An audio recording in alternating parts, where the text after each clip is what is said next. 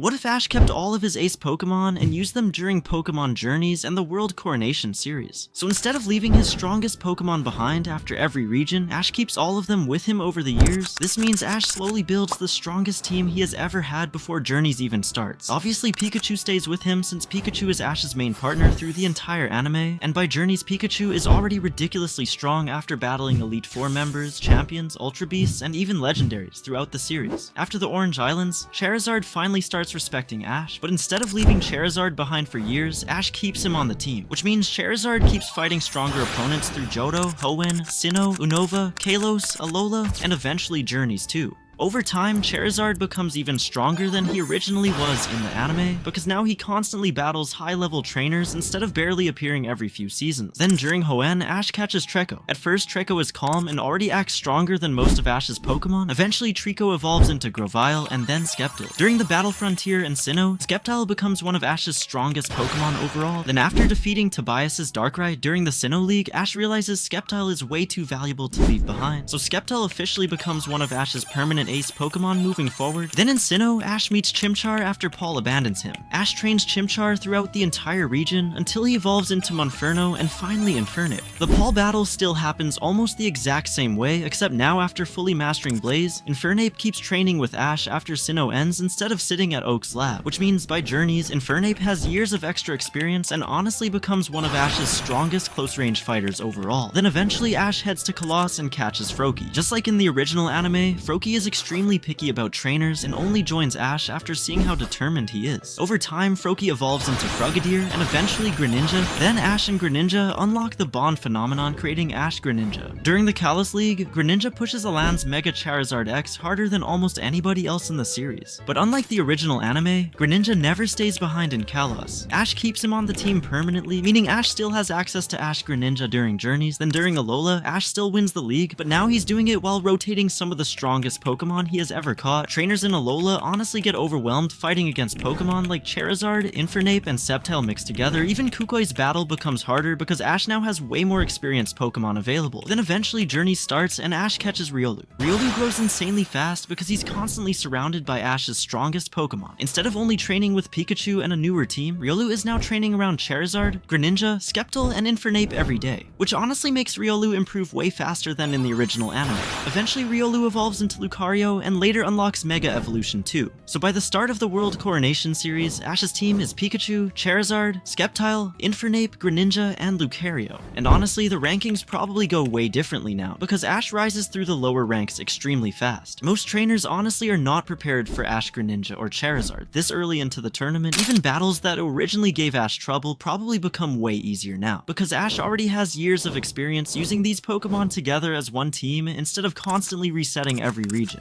If you guys like these videos, this is a brand new channel, so I'd really appreciate it if you guys liked and subscribed. But anyway, let's get back into the story. Now, if you guys are wondering why Ash still didn't win every single league before Journeys, even with all these ace Pokemon, it's because Ash still likes using the Pokemon he catches in each region. He still trains new Pokemon and gives them battle experience. The ace Pokemon are basically the Pokemon he keeps around with him while rotating newer Pokemon onto the team too. So over the years, Ash's newer Pokemon improve way faster because they're constantly training around Pokemon like Charizard, Greninja, and Infernape. Now eventually Pokemon Journey starts, and this changes everything, because instead of building a completely brand new team from scratch, Ash decides to mainly use his ace Pokemon for the World Coronation Series, and honestly, a lot of Pokemon fans would probably say this team is completely unfair, but that's literally the point of this timeline. Ash is entering the World Coronation Series with Pikachu, Charizard, Sceptile, Infernape, Greninja, and Lucario. That team is absolutely broken, so Ash starts flying through the rankings way faster than in the original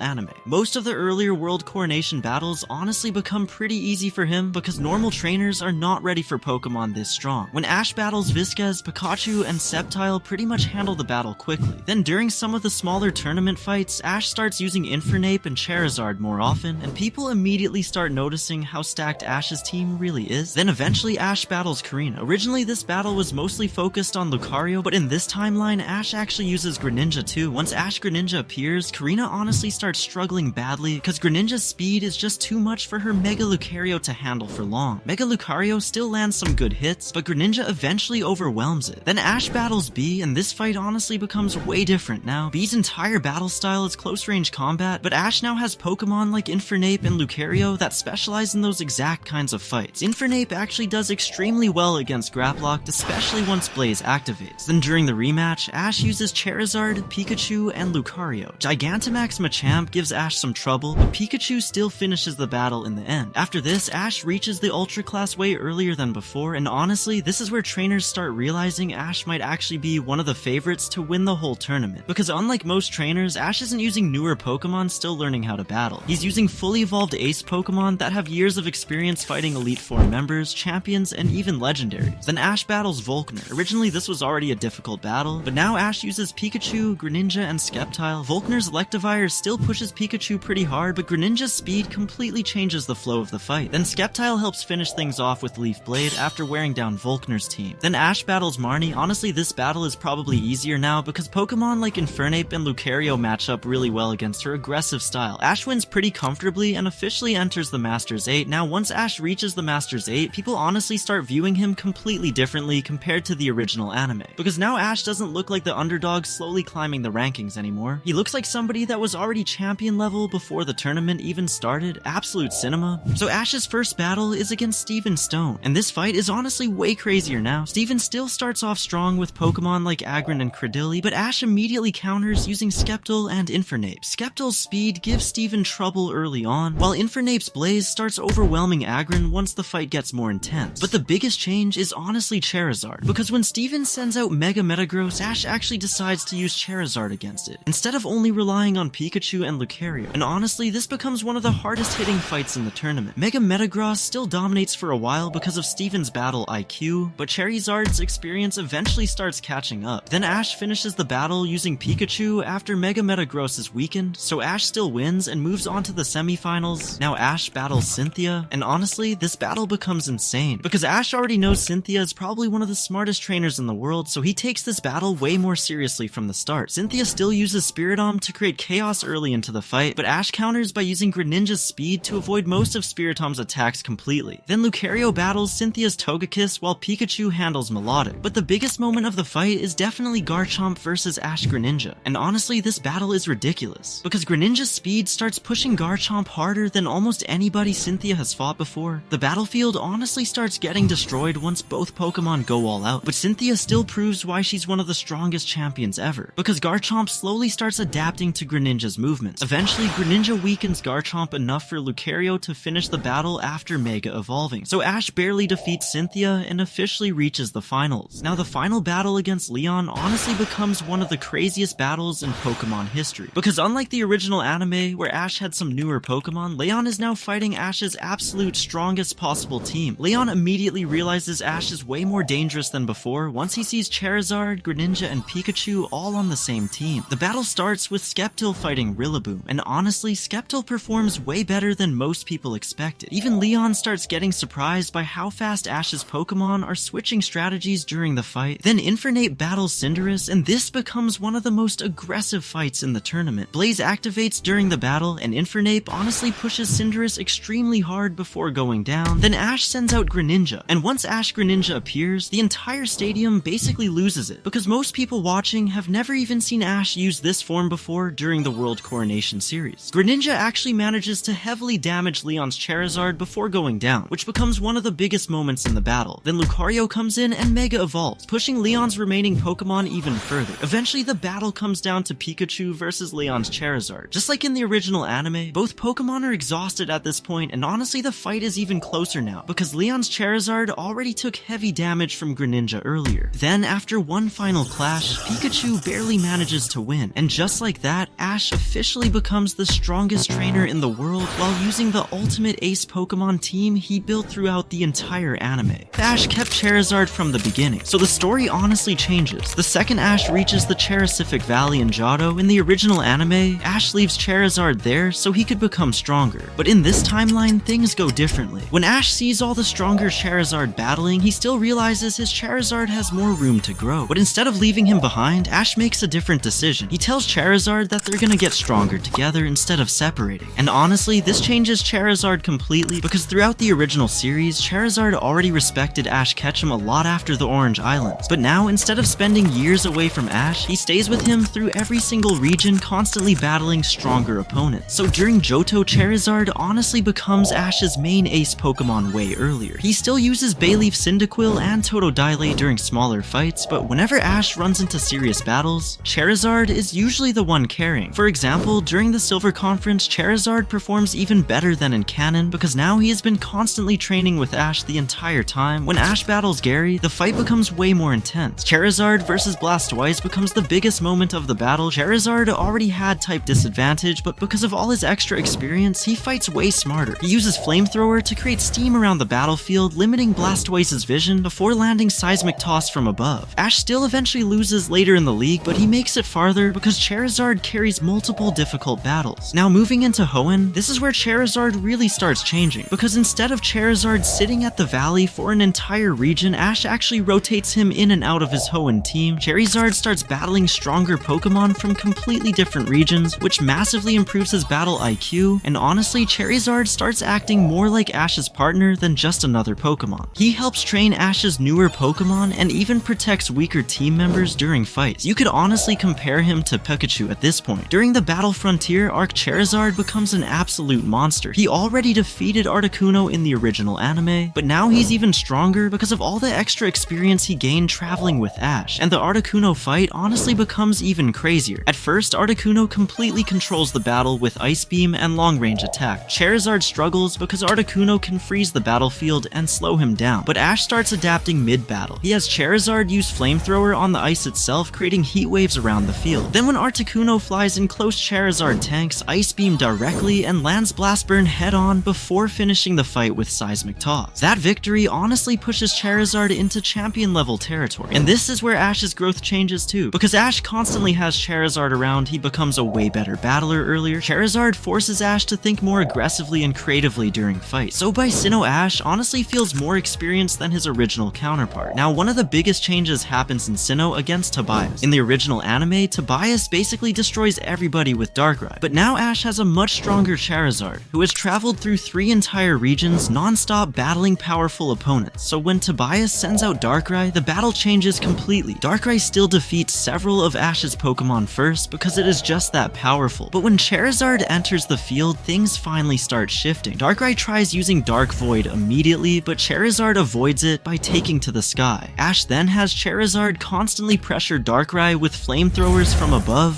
forcing Darkrai to burn energy dodging attacks. Eventually, Darkrai lands Ice Beam, which heavily damages Charizard, but instead of going down, Charizard powers through it and lands a direct Blast Burn followed by Seismic Toss. And honestly, I think Charizard defeats Darkrai here instead of Sceptile, but Ash still loses the overall battle because Tobias still has Latios and multiple legendary Pokemon. Charizard heavily damages Latios, but eventually falls after being worn down from fighting Darkrai first. So Ash still loses Sinnoh, but he pushes Tobias way harder than before.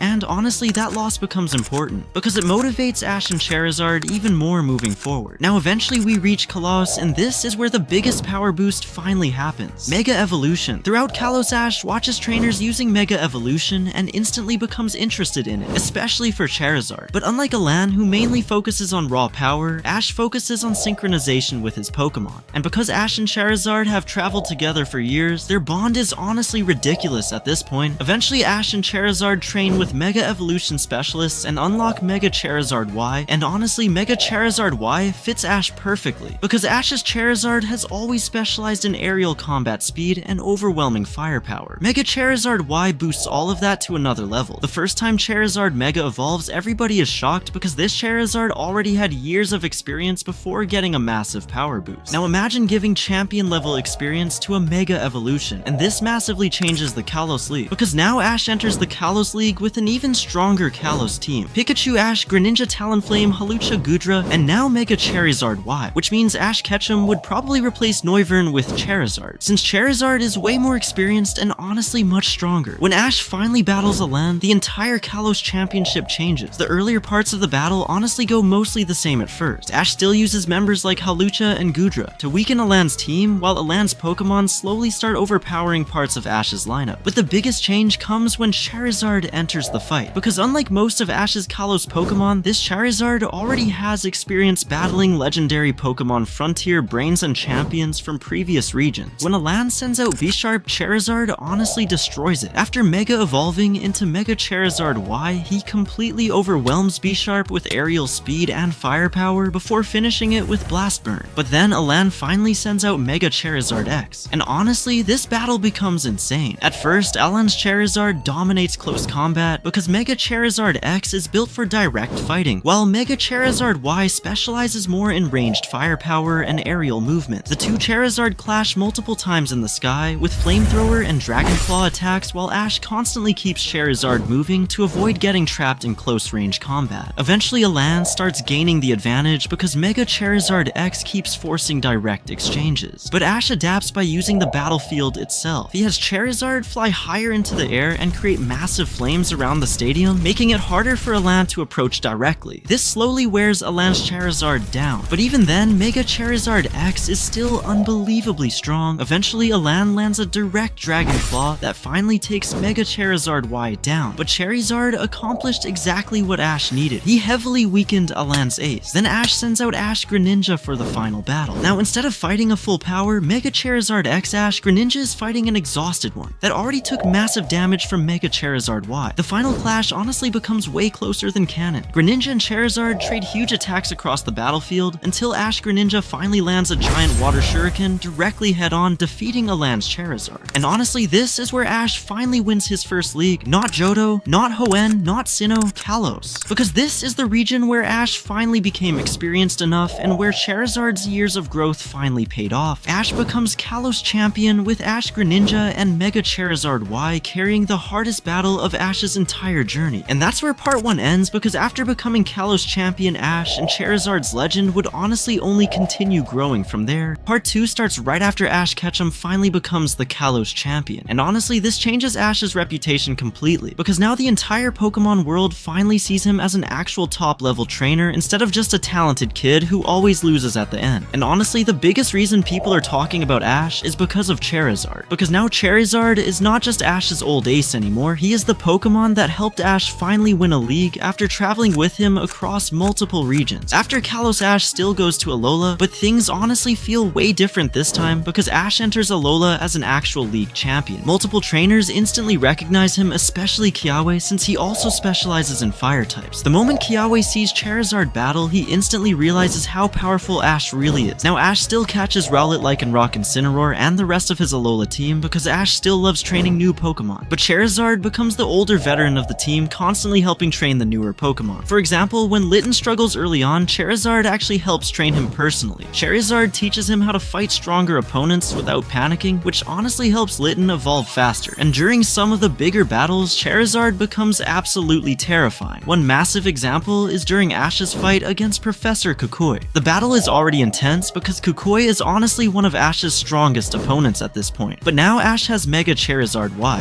When Kukui sends out Incineroar, the fight becomes insane. Charizard has the type advantage, but Kukui's Incineroar is physically stronger and keeps forcing Charizard into close combat. At first, Charizard struggles because Mega Charizard Y specializes more in ranged attacks and aerial combat, but Ash adapts mid-battle by having Charizard constantly attack from above, using Flamethrower and Air Slash while avoiding direct clashes. Eventually, Incineroar catches Charizard with Darkest Lariat and nearly knocks him out, but Charizard survives and responds with one massive Blast Burn that finally defeats Incineroar after an extremely close fight, and honestly, that battle proves Charizard is still one of Ash's strongest Pokemon even after all these years. Ash still wins the Alola League overall, but honestly it does not hit as hard as Kalos because Ash already proved himself there first. Kalos was the league where Ash finally broke through. Now eventually we move into Journeys, and this is where things honestly become crazy, because Ash enters the World Coronation Series already known as the trainer with Mega Charizard Y and the Kalos Championship victory. victory, and because of this, multiple trainers instantly take Ash seriously, especially Leon, because Leon also uses a Charizard and immediately becomes interested in battling Ash after hearing about Mega Charizard Y. Now Ash still catches Dragonite, Gengar, Lucario, Sirfetch'd, and Dracovish during journeys, but Charizard still remains one of Ash's strongest Pokemon overall, and honestly, Charizard's role during the Masters 8 changes a lot of battles. For example, against Steven, Charizard battles Steven's Metagross instead of one of Ash's weaker Pokemon. At first, Metagross controls the fight with psychic attacks and overwhelming defense, but Mega Charizard Y slowly starts overpowering it with constant heat pressure and aerial movement, before finally landing Blast Burn for the win. Then against Cynthia, Charizard fights Spiritomb first, before eventually battling Garchomp, and honestly, the Garchomp fight becomes one of Charizard's hardest battles ever. Garchomp keeps dodging aerial attacks and punishing Charizard whenever he gets close. Eventually, both Pokemon heavily damage each other before Charizard barely wins using a point-blank flamethrower after tanking Dragon Rush directly. But then comes the final battle.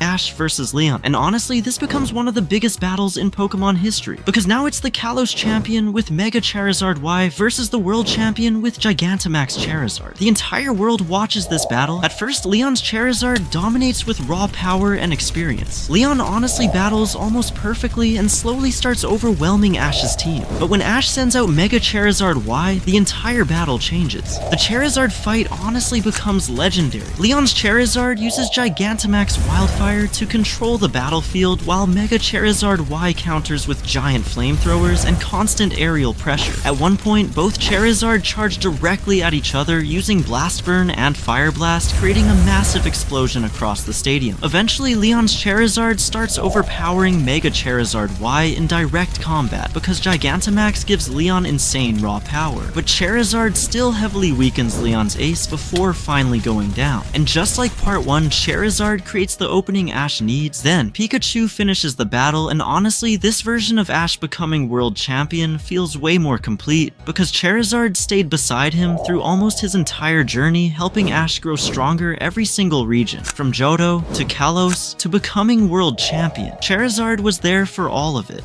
What if Ash kept Gible? So the story starts right after the Sinnoh League. In the original anime, Ash leaves Gible behind when he heads to Unova, but in this timeline, Ash decides to keep Gible on his team because he sees how much potential it has. And honestly, this changes everything. Even though Gible is still inexperienced, Ash realizes it has the potential to become a Garchomp one day. So instead of leaving it behind, Ash keeps training it throughout the rest of Sinnoh. Now the first major change happens during the Sinnoh League against Tobias. Everybody already knows Tobias is a monster because he has Darkrai and nobody has even managed to defeat it. The battle starts exactly the same. Tobias sends out Darkrai while Ash opens with Heracross. Heracross immediately charges forward with Megahorn and actually lands a solid hit before Darkrai responds with Dark Pulse. After a hard fight, Heracross eventually falls but manages to weaken Darkrai a little. Ash then sends out Sceptile. Sceptile starts using its speed advantage to dodge Dark Void while constantly landing Leaf Blade attacks. Darkrai fights back with Ice Beam and Dark Pulse, but Sceptile refuses to quit. Eventually, Sceptile lands one final Leaf Blade and defeats Darkrai. The crowd goes crazy. For the first time in the entire tournament, somebody actually defeated Darkrai. But Tobias simply smiles and sends out Latios. Latios quickly defeats the exhausted Sceptile, and suddenly Ash is back in trouble. Ash then sends out Gible, and honestly, this is where Gible finally gets its big moment. Latios immediately starts attacking from the air, while Gible struggles to keep up, but Ash starts using creative strategies. He has Gible use Dig to avoid attacks before launching surprise Dragon Rush attacks from underground. The battle is close, but Latios is simply too powerful. However, before going down, Gible manages to land a direct Draco Meteor that seriously damages Latios. Ash eventually loses the battle, but Gible's performance becomes one of the biggest talking points of the entire league. And honestly, this loss motivates both Ash and Gible. Now we move into Unova. Unlike Canon, Ash decides to bring Gible with him. At first, Gible struggles because many Unova Pokemon are faster and more experienced, but Gible keeps training non-stop. Then during a major Team Rocket battle, Gible finally reaches its limit. While protecting Pikachu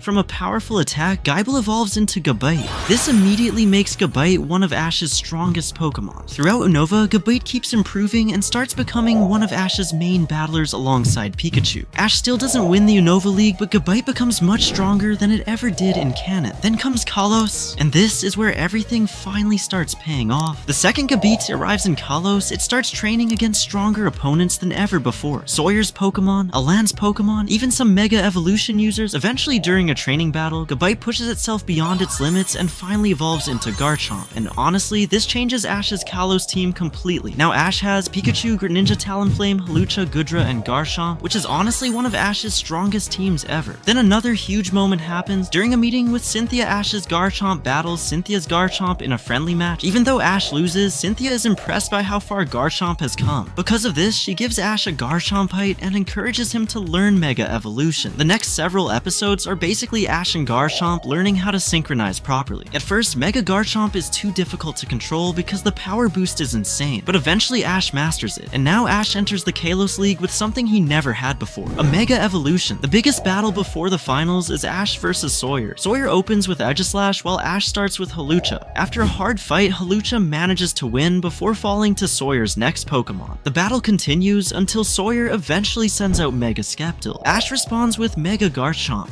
The entire stadium goes crazy. Mega Sceptile uses its speed advantage early and lands multiple attacks, but Mega Garchomp's raw power is simply too much. After a long battle, Mega Garchomp defeats Mega Sceptile and secures Ash's place in the finals. Now Ash is finally heading toward Alan, and for the first time in his journey, Ash has both Ash-Greninja and Mega Garchomp on the same team. The Kalos Championship is about to begin. Guys, please like and subscribe since it's a brand new channel, and now let's get into Ash versus Alan. This is the biggest battle of Ash's life. On one side is Ash Ketchum, with Pikachu, Talonflame, Hawlucha, Goodra, Ash-Greninja, and Mega Garchomp. On the other side is Alan with his incredibly powerful team led by Mega Charizard X. The battle starts with Alan sending out Tyranitar, while Ash chooses Hawlucha. At first, Tyranitar dominates using its raw strength and durability, but Hawlucha uses its speed to stay alive and eventually lands a massive flying press that takes Tyranitar down. However, Hawlucha is exhausted and falls to Alan's next Pokemon shortly afterward. The battle continues back and forth with both trainers trading knockout. Eventually, Alan sends out Bisharp. Ash responds with Garchomp. At first, Bisharp actually gives Garchomp problems because of its steel typing, but Ash Mega evolves Garchomp and completely changes the fight. Mega Garchomp starts overwhelming Bisharp with pure power. Eventually, one massive earthquake defeats Bisharp and puts Alan on the defensive. Now both trainers are running low on Pokemon. Eventually it comes down to Alan's Mega Charizard X against Ash's remaining two aces, Mega Garchomp and Ash-Greninja. Ash sends out Mega Garchomp first. The battle is absolutely insane. Mega Charizard X has the advantage in speed while Mega Garchomp has the advantage in raw power. The two trade Dragon Claws across the battlefield while the stadium erupts. Eventually Mega Charizard X wins, but not before taking massive damage. And honestly, that's the difference. In canon, Ash-Greninja fought a much healthier Alan's Charizard, but this time Charizard has already gone through a brutal battle with Mega Garchomp. Now Ash sends out Greninja. Ash-Greninja versus a weakened Mega Charizard X. The final battle is much closer than canon.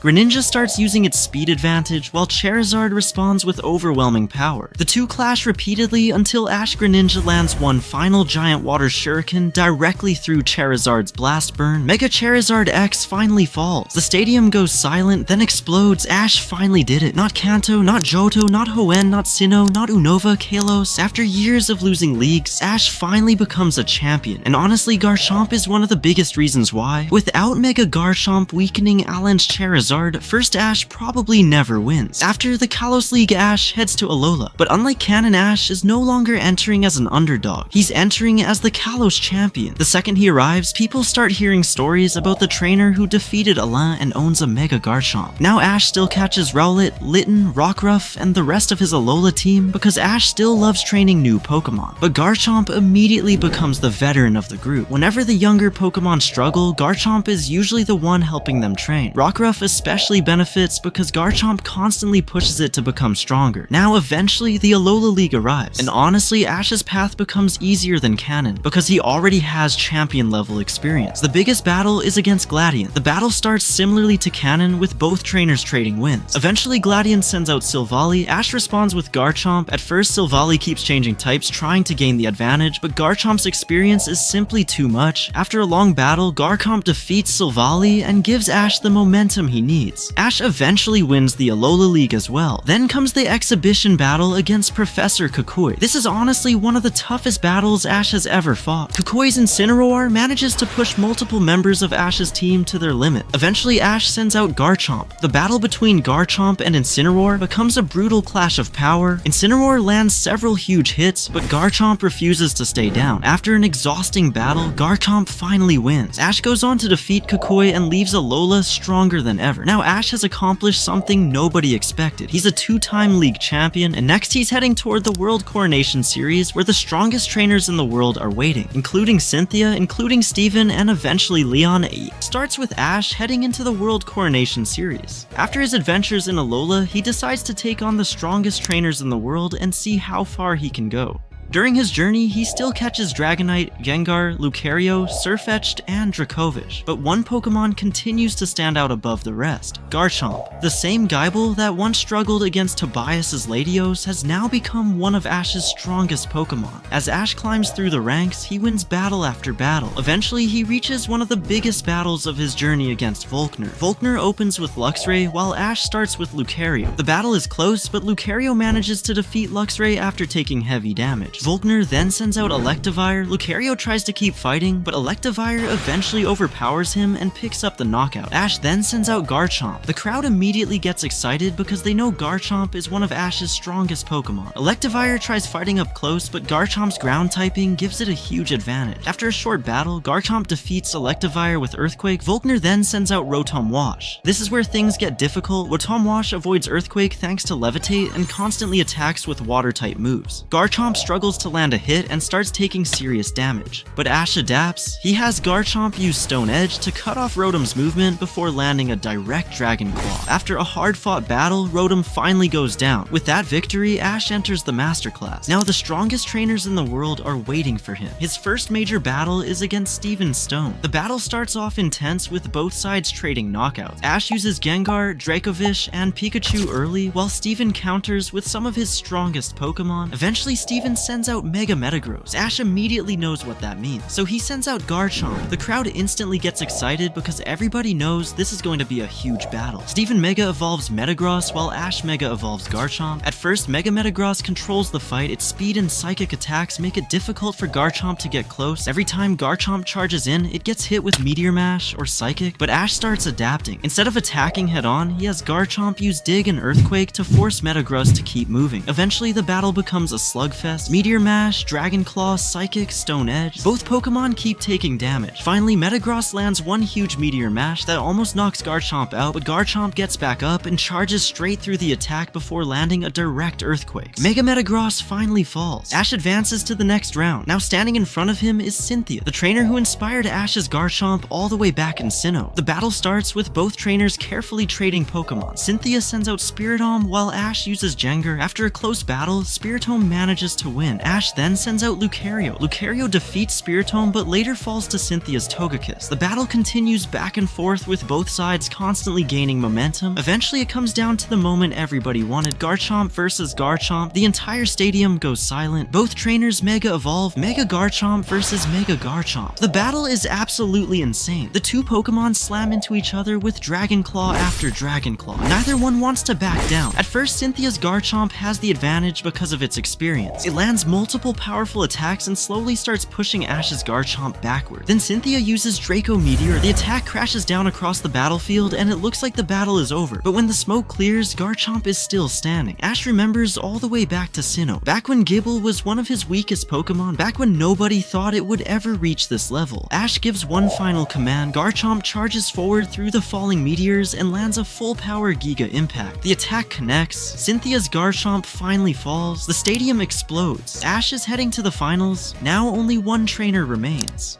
Leon, the strongest trainer in the world. The battle is everything fans hoped it would be. Both sides trade victories throughout the match. Dragonite gets a win before going down. Lucario gets a win before falling. Dracovish manages to weaken one of Leon's strongest Pokemon. Eventually, the battle reaches its final stage. Leon still has Gigantamax Charizard. Ash still has Pikachu and Mega Garchomp. Ash sends out Garchomp first. Leon immediately Gigantamaxes Charizard. The battlefield erupts into flames as Gigantamax Wildfire covers the arena. Most Pokemon would go down immediately, but but Garchomp keeps charging. The two exchange massive attacks, Dragon Claw, Max Wormwind, Earthquake, Max Airstream. Neither Pokemon gives an inch. At one point, Charizard blasts Garchomp directly with a powerful attack that sends it crashing across the battlefield, but Garchomp stands back up, just like it did against Tobias, just like it did against Cynthia. Garchomp keeps fighting. Eventually, Garchomp lands one final Stone Edge directly into Charizard. The attack does massive damage, but after giving everything it has, Garchomp finally collapses. And honestly, that's all Ash needed, because Leon's Charizard is now heavily weakened. Ash sends out Pikachu. The final battle becomes Pikachu versus Charizard. The entire world watches as the two strongest Pokemon on each team clash. After one final exchange, Pikachu comes out on top, Ash becomes world champion, and honestly, this feels like the perfect ending for Gible's story. From struggling in Sinnoh to becoming Gabite to becoming Garchomp to mastering Mega Evolution, Garchomp helped Ash win Kalos, defeat Cynthia, and finally become world champion. And honestly, that's probably the future Gible always deserved. What if Ash had Froakie from the beginning? Now, you guys voted for this on my community post, so if you want to help decide future videos, make sure to check those out. But anyway, let's get into it. Now, this changes absolutely everything because Pikachu is never there. Somehow, Professor Oak gives Ash a Froakie instead. And not just any Froakie, this is the same Froakie we eventually see in Kalos, the one that kept leaving trainers because they weren't good enough. Professor Oak had recently received the Froakie from another region, but nobody could get along with it. Since all the Kanto starters were already taken, Oak decides to give Froakie to Ash. At first, Oak isn't even sure it's going to work, but surprisingly, Froakie doesn't leave. Because the thing about this Froakie is that it wants a trainer that constantly wants to improve. And that's basically Ash in a nutshell. So from day one, these two click almost immediately. Now Ash still heads toward Pewter City, and along the way, he catches Caterpie and Pidgeotto just like normal. Kanto team, Froakie, Butterfree, Pidgeotto.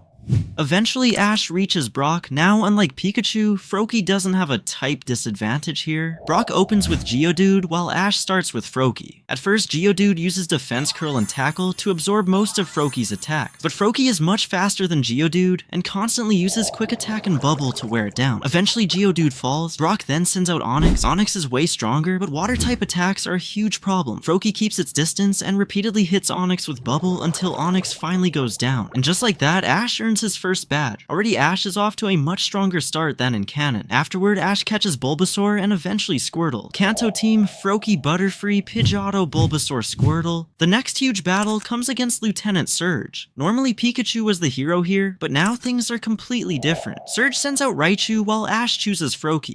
Raichu dominates the early part of the battle with Thunderbolt and Slam. Froakie simply doesn't have the raw power to match it, but Ash realizes something. Raichu is stronger, Froakie is faster, so instead of attacking head-on, Froakie starts constantly moving around the battlefield using Quick Attack and Double Team. Every time Raichu fires Thunderbolt, Froakie dodges and counters with Bubble. Eventually, Raichu starts slowing down. Ash sees his opening, Froakie jumps into the air and lands a direct Water Pulse. Raichu finally falls. This becomes one of the biggest wins of Ash's early journey. As the region continues, Froakie keeps proving why it chose Ash. It trains constantly, it battles constantly, and by the time the Kanto League arrives, it's easily Ash's strongest Pokemon. Kanto League team, Froakie, Charizard, Bulbasaur, Squirtle, Pidgeotto, Ash makes a deeper run than before because Froakie consistently carries difficult matches. However, Ash is still a rookie trainer. Eventually, he loses the league. But unlike canon, people start talking about his Froakie. Because it doesn't battle like a normal starter, it battles like it wants to become the strongest. After Kanto, Ash heads to the Orange Islands. Orange Islands team, Froakie, Charizard, Snorlax, Lapras, Bulbasaur, Squirtle. This is where Froakie finally reaches its limit. The biggest battle comes against Drake. Drake eventually sends out Dragonite. Dragonite is overwhelming Ash's team and looks almost impossible to beat. After several Pokemon fall, Froakie enters the battle. The fight is brutal. Dragonite's Dragon Rage and Hyper Beam constantly force Froakie onto the defensive.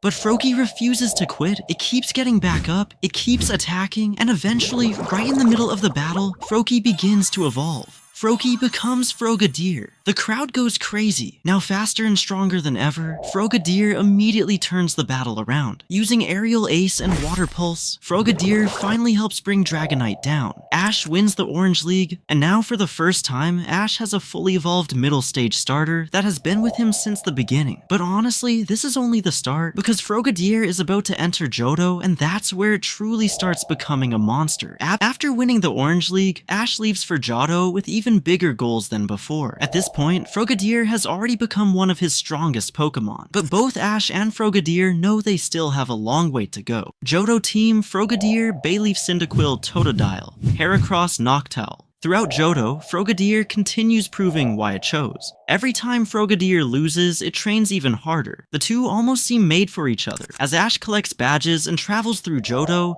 Frogadier becomes the leader of the team. Bayleaf and Cyndaquil continue getting stronger, but when Ash needs a win, Frogadier is usually the Pokemon he turns to. Eventually, Ash reaches the Silver Conference. One of the biggest battles of the entire tournament is Ash versus Gary. Gary's team, Nidoking, Arcanine, Skyzer, Golem, Umbreon, Blastoise, Ash's team, Frogadier, Heracross, Bayleaf, Cyndaquil, Snorlax, Mook. The battle starts off close with both trainers trading knockout. Eventually, Gary sends out Blastoise. The crowd immediately gets excited because everybody knows Blastoise is Gary's ace. Ash responds with Frogadier. At first, Blastoise completely controls the battle. Hydro Pump forces Frogadier onto the defensive, while Skull Bash nearly knocks it out several times. Ash realizes he can't win a power battle, so he changes strategy. Instead of attacking directly, Frogadier starts using Double Team to surround Blastoise. Every time Blastoise fires Hydro Pump, it hits another clone. Eventually, Blastoise starts getting frustrated. That's exactly what Ash wanted. The moment Blastoise hesitates, Frogadier rushes forward with Cut before following up with Water Pulse at point-blank range. Blastoise finally falls. The stadium erupts. Unfortunately, Ash still falls later in the tournament, but Frogadier once again proves it belongs among Ash's strongest Pokemon. After Johto, Ash heads to Hoenn looking for a fresh start. Hoenn team, Frogadier, Sceptile, Swellow, Corphish, Torkoal, Glalie. Now something interesting starts happening. Most Pokemon would have evolved by now, but Frogadier doesn't. Instead, it just keeps getting stronger, its speed keeps increasing, its battle IQ keeps increasing, and every battle makes it more dangerous. As Ash travels through Hoenn, Frogadier develops a friendly rivalry with Sceptile. Whenever the team trains, those two are usually battling each other. Eventually, Ash reaches the battle frontier. This is where Frogadier gets one of the biggest victories of its entire career. Ash battles Nolan, and Nolan sends out Articuno. The moment Articuno enters the field, everyone realizes how difficult this battle will be. Ash decides to trust Frogadier. At first, Articuno dominates. Ice Beam freezes sections of the battlefield, while its aerial mobility makes it nearly impossible to hit. Frogadier spends most of the battle dodging. Articuno then lands a direct Ice Beam. Frogadier crashes into the ground. For a moment, it looks over, but Frogadier slowly stands back up. Ash refuses to give up. Frogadier refuses to give up. Articuno fires another Ice Beam. Frogadier charges straight through it. Water Pulse, Aerial Ace, another Water Pulse. Articuno is finally overwhelmed and falls. The crowd goes absolutely crazy. Defeating a legendary Pokemon instantly becomes one of the greatest accomplishments of Frogadier's career. By the time Ash leaves Hoenn, Frogadier is stronger than ever. Next comes Sinnoh. Sinnoh team, Frogadier, Infernape, Staraptor, Gible, Buizel, Torterra. Sinnoh ends up becoming one of Ash's hardest journeys yet. Paul constantly pushes Ash to become a better trainer. Infernape grows into a powerhouse. Gible joins the team and quickly becomes one of Ash's funniest Pokemon. Meanwhile, Frogadier continues training harder than ever. At this point, it's clear Frogadier is getting close to another evolution. Eventually, the Sinnoh League arrives, and everybody is talking about one trainer, Tobias. Apparently, nobody has managed to defeat his Darkrai. Not a single trainer. Ash hears all of this and immediately starts preparing specifically for Darkrai. When the battle finally begins, Tobias sends out Darkrai exactly as expected. Darkrai starts sweeping through Ash's team just like it did against everyone else. Eventually, Ash sends out Frogadier. The crowd immediately starts cheering. Everyone knows this is Ash's ace. Darkrai opens with Dark Pulse. Frogadier dodges. Darkrai follows up with Ice Beam. Frogadier barely avoids it. The battle quickly becomes the fastest fight Tobias has seen all tournament. Water Pulse, Dark Pulse, Aerial Ace, Ice Beam. The two continue trading attacks until Darkrai finally lands a direct Ice Beam. Frogadier crashes to the ground. The stadium falls silent. For a moment, it looks over. Then Frogadier stands back up. Its body begins glowing. After traveling through Kanto, the Orange Islands, Johto, Hoenn, and Sinnoh, Frogadier has finally reached its limit. It evolves. Greninja. The entire stadium explodes. Darkrai immediately attacks again, but now everything is different. Greninja vanishes from sight. Night Slash, Darkrai staggers backward, Water Shuriken, Darkrai takes another direct hit. Tobias finally starts taking the battle seriously. Darkrai fires one last Dark Pulse. Greninja slices through it with Night Slash before launching a giant Water Shuriken. The attack lands. Darkrai finally falls. For the first time in the entire tournament, Tobias's ace has been defeated. The crowd goes absolutely insane. Ash has done what nobody else could, but Tobias simply sends out Latios. Kalos. Greninja is already exhausted. Even then, it refuses to quit. Greninja and Latios trade attack after attack across the battlefield. Eventually, Latios finally manages to win. Ash still loses the battle, but nobody is talking about Tobias after the match. They're talking about Greninja, the Pokemon that started as a Froakie in Kanto and just became the first Pokemon to defeat Tobias's Darkrai. And with a fully evolved Greninja finally by his side, Ash heads toward Unova. And honestly, that's where things really start changing.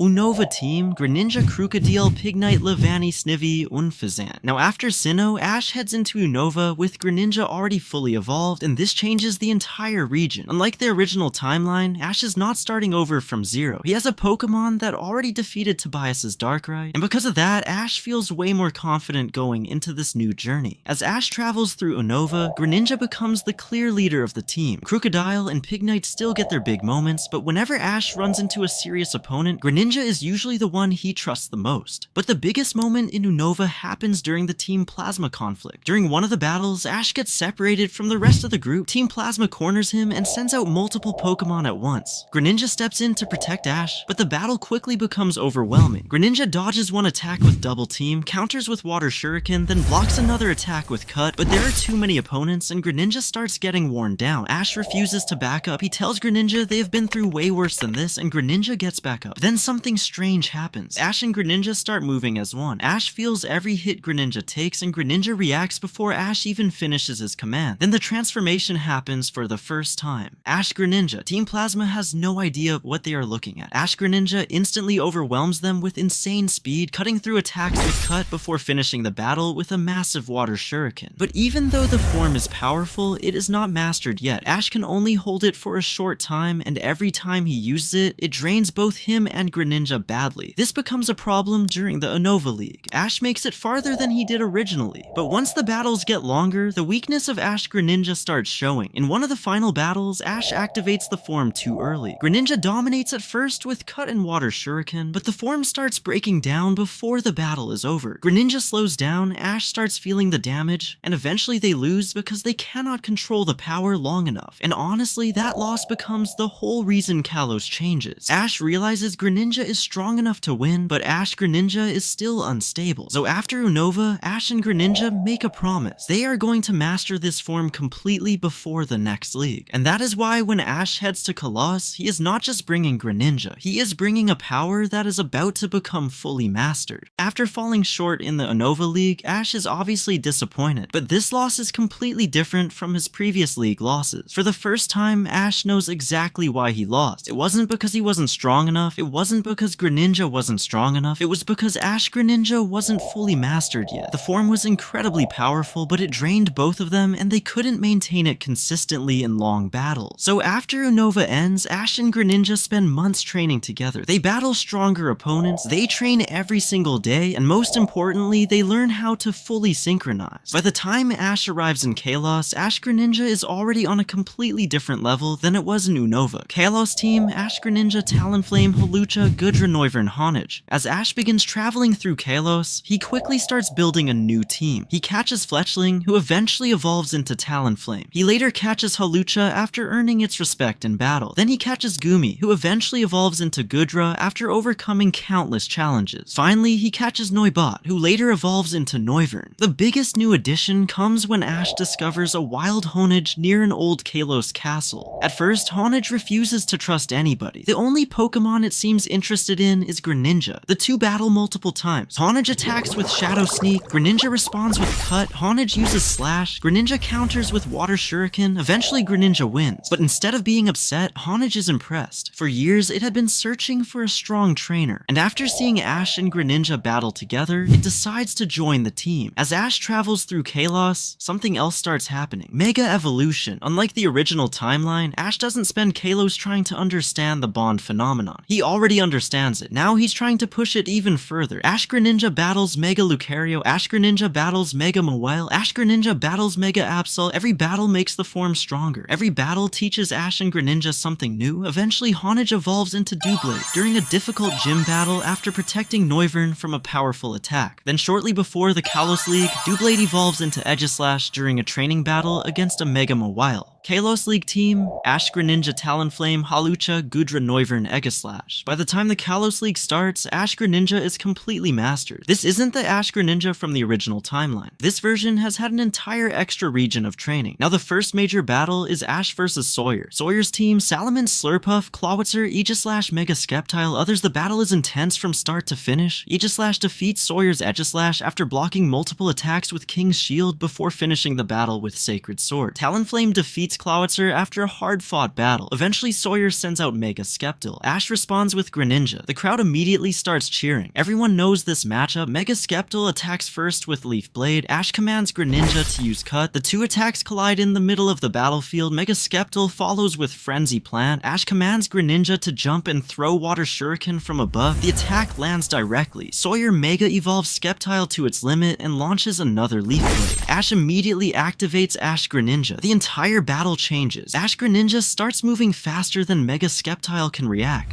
Cut, Water Shuriken, cut again. Mega Sceptile is slowly overwhelmed. Finally, Ash commands one giant Water Shuriken. The attack connects. Mega Sceptile falls. Ash advances to the Kalos League Finals. Now only one battle remains. Ash versus Alan. Alan's team, Tyranitar, Weavile, Bisharp, Metagross, Unfazant, Mega Charizard X. The battle quickly becomes one of the greatest battles in Pokemon history. Talonflame defeats Unfazant. Goodra heavily damages Tyranitar before falling. Aegislash defeats Bisharp after an incredible battle between two steel types. Eventually, both trainers are down to their final Pokemon, Ash-Greninja, Mega Charizard X. The stadium goes completely silent. Everyone knows this is the battle they've been waiting for. Alan commands Charizard to use Dragon Claw. Ash commands Greninja to use Cut. The two collide. Neither Pokemon gives an inch. Charizard follows with Flamethrower. Greninja dodges and counters with Water Shuriken. The battle continues for several minutes. Blast Burn, Water Shuriken, Dragon Claw, Cut. Both Pokemon are pushed to their limits. Eventually, Charizard launches its strongest Blast Burn. In the original timeline, this is where Greninja struggled. But not this time. Ash-Greninja has spent an entire extra region mastering the form. Ash gives one final command. Greninja, giant Water Shuriken. A massive Water Shuriken forms above the battlefield. Charizard charges forward. Greninja throws everything it has into the attack. The two attacks collide. The explosion shakes the entire stadium. When the smoke finally clears, Charizard is unable to continue. The referee raises Ash's flag. Ash wins. Froakie's journey finally pays off. Ash becomes a league champion, and standing beside him is the same Froakie Professor Oak gave him all those years ago. And honestly, this is only the beginning, because next comes Alola, journeys, and Ash's path toward becoming world champion. Alola. After becoming Kalos champion, Ash heads to Alola. Unlike the original timeline, he still has Greninja with him because there are no routes to protect in Kalos. Alola team, Ash, Greninja, Rowlet, Lycanroc, Incineroar, Melmetal, Naganadel. Now the biggest thing about Alola is that Greninja becomes the veteran of the team. Every one of Ash's new Pokemon looks up to him. When Rowlet struggles with training, Greninja helps him. When Rockruff is trying to get stronger, Greninja battles him repeatedly. Even Incineroar learns a lot from watching Greninja fight. Because of this, Ash's Alola team develops much faster than in canon. Eventually, the Alola League arrives. The biggest battle is Ash versus Gladion. Gladion's team, Silvally, Lycanroc, Zoroark, Lucario, others. The battle goes back and forth. Rowlet gets an upset victory early. Incineroar picks up another knockout. Eventually, Gladion sends out Silvally. Ash responds with Greninja. Silvally changes types repeatedly, trying to gain an advantage. First Electric, then Fairy, then Flying, but Greninja has seen too many battles by this point. Ash commands Cut. Greninja closes the distance immediately. Silvally counters with multi-attack. The two exchange blows until Greninja lands a direct Water Shuriken. Silvally finally falls. Ash eventually wins the Alola League. Then comes Professor Kukui. Professor Kukui's team, Incineroar, Braviary. Venusaur, Empoleon, others Ash's team, Ash, Greninja, Lycanroc, Incineroar, Rowlet, Melmetal, Naganadel. The battle is one of the toughest Ash has ever fought. Eventually, Kukui sends out Incineroar. Ash responds with Greninja. The two aces clash repeatedly. Darkest Lariat, Cut, Flamethrower, Water Shuriken. Neither Pokemon backs down. Eventually, Greninja wins after landing a point-blank Water Shuriken. Ash goes on to defeat Kukui and leaves Alola stronger than ever. Journeys after Alola, Ash hears about the World Coronation Series, a tournament where trainers from every region battle for the title of strongest trainer in the world. Ash immediately enters. Journey's team, Ash, Greninja, Dragonite, Gengar, Lucario, Surfetch'd, Dracovish. As Ash climbs through the rankings, Greninja remains the ace of the team. One of the biggest battles before before the Masters 8 comes against Volkner. Volkner's team, Luxray Electivire, Rotom Wash. Ash's team, Greninja Lucario Gengar. Lucario defeats Luxray before falling to Electivire. Greninja then defeats Electivire with Cut and Water Shuriken. Rotom Wash gives Greninja trouble because of Levitate and its water typing. Eventually, Greninja wins with a perfectly timed cut. This victory pushes Ash into the Master Class. Now the Masters 8 begin. Ash versus Steven. Steven's ace is Mega Metagross. Ash eventually sends out Ash-Greninja. Mega Metagross uses Psychic and Meteor Mash to control the battle. Ash responds with Speed, Cut, Water Shuriken, Cut again. Eventually, Greninja lands a massive Water Shuriken and defeats Mega Metagross. Ash advances. Ash versus Cynthia. The battle goes back and forth until Cynthia sends out Garchomp. Ash responds with Greninja. Garchomp uses Dragon Claw. Greninja counters with Cut. The battle becomes one of speed versus power. Eventually, Greninja lands a giant Water Shuriken and defeats Garchomp. Ash reaches the finals. Ash versus Leon. This is the battle the entire world has been waiting for. Leon still has Charizard. Ash still has Greninja. The battle eventually comes down to those two. Charizard uses Dragon Claw. Greninja counters with Cut, Blast Burn, Water Shuriken. The two strongest Pokemon on each team push each other to their limits. Eventually, Charizard lands a devastating Blast Burn. Greninja survives and responds with a giant Water Shuriken. The attack heavily damages Charizard, but after an exhausting battle, Greninja finally falls. However, Greninja accomplished exactly what Ash needed. It weakened Leon's ace. Ash sends out his final Pokemon and finishes the battle. Ash becomes world champion, and honestly, it all comes full circle. From a Froakie given to Ash because Oak ran out of starters, to Frogadier, to Greninja, to Ash-Greninja, to helping Ash become the strongest trainer in the world. That's probably the perfect ending to this timeline. Now, I hope you guys really liked this video. This is a brand new channel, so make sure to like and subscribe so you guys don't miss any more new Pokemon what-ifs in the future. Click on this video of what if Ash kept Charizard for every single region, because that one's one of my favorites, or what if Ash kept all of his ace Pokemon.